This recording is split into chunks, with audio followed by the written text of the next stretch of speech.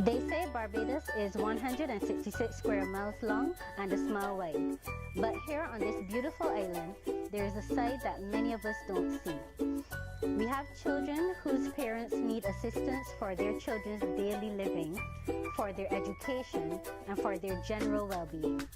Variety the Children's Charity has been providing assistance for over 20 years in the area of hospital care, mobility, transportation, and education. Hello, my name is Owenda Lindries and I'm a volunteer on an internship at Variety the Children's Charity, and I'm from Paris. The Red Team includes Donna, our Executive Director, but also Project Manager, Cheris, our Operations Manager, Cherilyn, our Program Manager, and Jackie, our Chairperson of the Steering Committee. Variety conducts a back-to-school program that provides uniforms and stationery for the less fortunate. Our interactions with the children in this program, especially the underachievers, made us realize that they lack drive, vision, and a clear goal for their future. The Variety Life Skills Project was born out of a perceived need for school leavers to learn more about real life after school. Our aim is to break the cycle of poverty by giving participants a different perspective in life and a hope for a better way for them and for future generations, along with the skills they need to navigate through their formative years. Skills like money management, hygiene, nutrition, career guidance, and the values and perspective to make good choices. The pilot project was done with the assistance of the Royal Bank of Canada Wealth Management Department, and in theory was very successful. We now know that the planning could have been much better if we had access to the tools we learned in the just concluded IDB Project Management course for civil society. While we all know and broadly use the principles of project management that we learned elsewhere, we have never officially applied it to our pilot project. This is why we will approach the new project applying all the knowledge and skills we picked up in this course. We have a proposal that will touch the lives of young Barbadians and give them the practical skills they need to be successful in life, skills they don't learn in school. Our young people are depending on us. We have got to do this right. The project charter is the initial vision of the overall project. It includes the rationale and purpose, objectives, the strategy, the stakeholders, and the organizational chart. The work breakdown structure goes hand in hand with the charter and identifies each group of tasks called a work package. The WBS is a working tool and can be referred to throughout the project. So, during the process, we went from the planning of the project charter to the work breakdown schedule, back to the charter, then back to the work breakdown schedule. This is not to say that we didn't know what we were doing. The project management process simply makes you think through your project, re-evaluate it constantly, and make the necessary changes. In reality, it was all part of the process. Now that we can look critically at the task, we are discovering steps that we may have been overlooking in the original pilot project. From the charter and the WBS, we then developed the project schedule. This is the sequencing of the work that should be used to monitor and control the project and make decisions on any necessary adjustments. We learned that a change in the timing may result in a change in the cost or scope of the project, and a change in the schedule of one work package will affect the others that are dependent on it.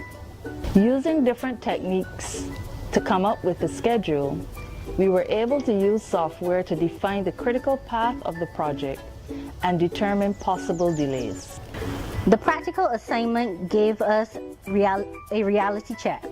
Before, we identified tasks but never made the connection between any one task and its dependent task, thus underestimating the time factor.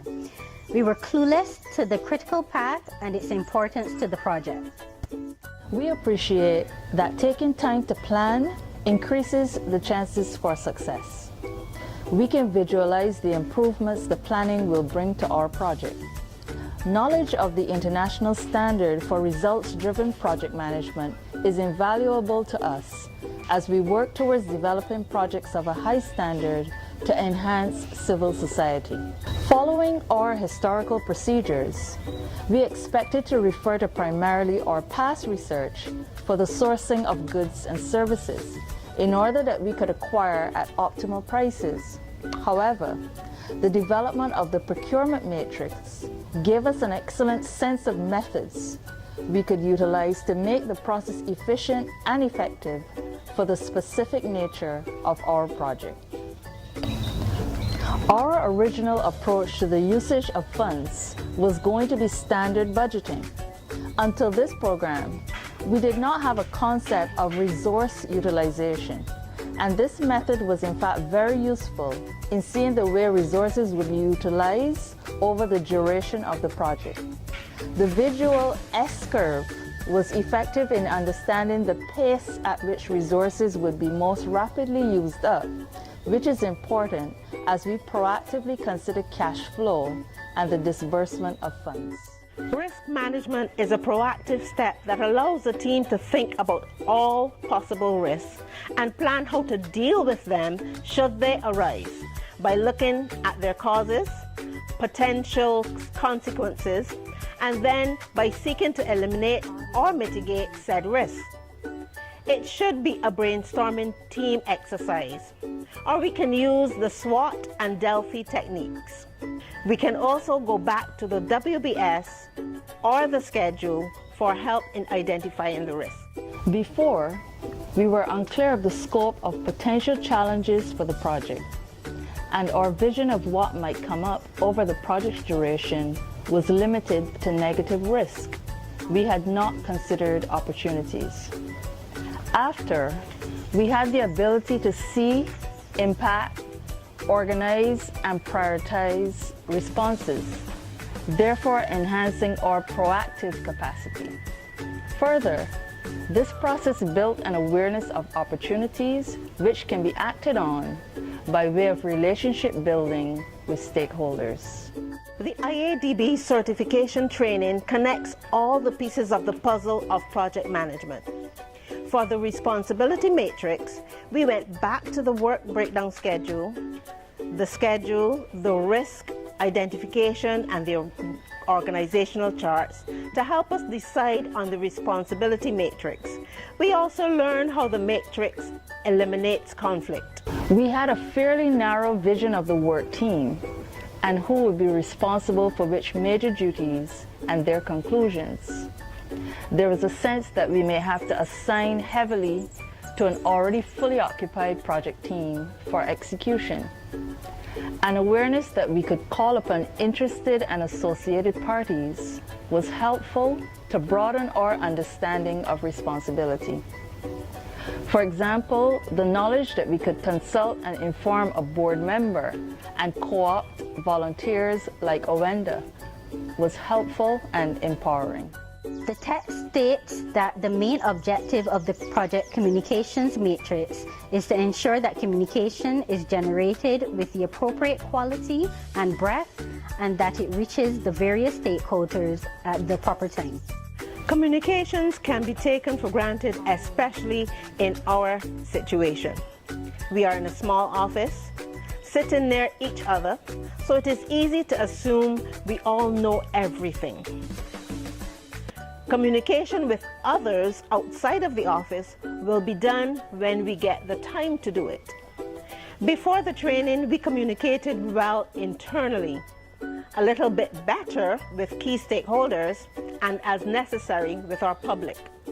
We now realize that using all the methods available, we can plan a communications matrix that would improve communications at all levels. Variety, the children's charity, would like to thank the IADB for choosing us to do this project management course. We learned so much, and now we can apply all that we learned to all our projects in the future. We would also like to thank Owenda. She is a volunteer and she came in at the last minute and she was very helpful to us as well. We would also like to thank Felipe and Ernesto for giving us very reliable information and generous feedback. Thank you both very much.